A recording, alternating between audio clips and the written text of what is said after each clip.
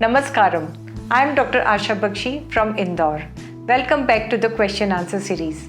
Our today's question is to Dr. Kuldeep Singh. He comes from Delhi and is a master trainer in the field of ultrasound.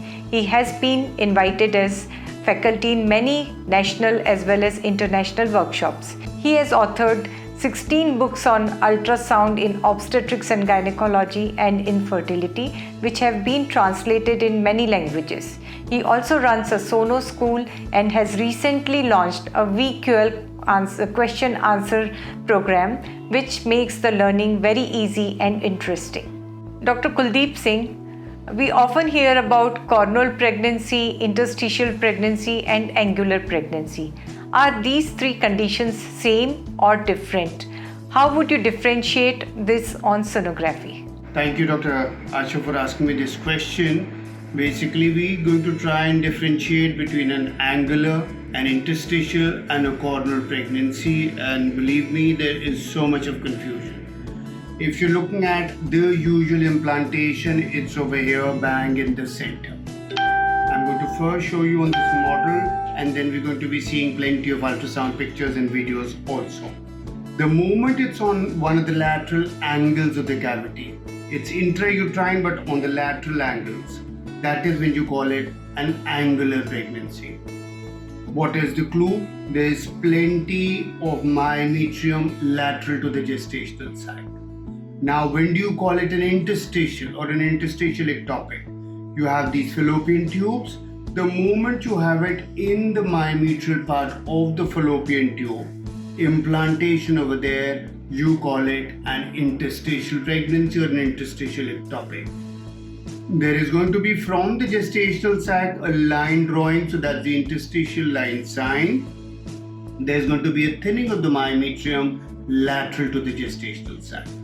If there's a septum over here and I see a gestational sac on the sides in terms of in the uterine fundus, in the septate uterus, or in a bicornuate, that's when we call it a corneal pregnancy. And I'm going to explain the same thing with a few ultrasound pictures.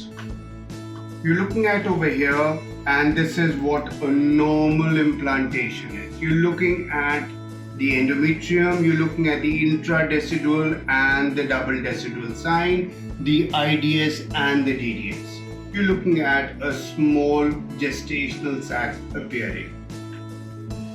That is the uterine cavity. The moment you see a pregnancy at the lateral angle of the uterine cavity, this is angular pregnancy, plenty of myometrium lateral to it. You're looking at an angular pregnancy over there. 3D always appears a little more dramatic and you can see it, but you can start thinking of looking at it on a 2D as well once you're clear of what you are looking at. You're looking at on a 2D cavity and you're looking at a gestational sac. Transverse section and you're looking at myometrium lateral to the gestational sac. You are comfortable, it's an angular pregnancy. Next in line is when you're looking at in the myometrial part of the fallopian tube, that is an interstitial pregnancy or an interstitial ectopic. Mind you, it's not there in the cavity, it's here, and there's going to be thinning of the myometrium lateral to it. There's going to be a line joining with the pregnancy over here with the cavity, what you call as the interstitial line sign. Pathognomic features, you need to be clear on that. Then finally comes on to is corneal pregnancy. You're looking at a septate uterus. There's a septum over here, nice thick muscular septum, looking at decidual reaction in the left horn, looking at a nice gestational sac.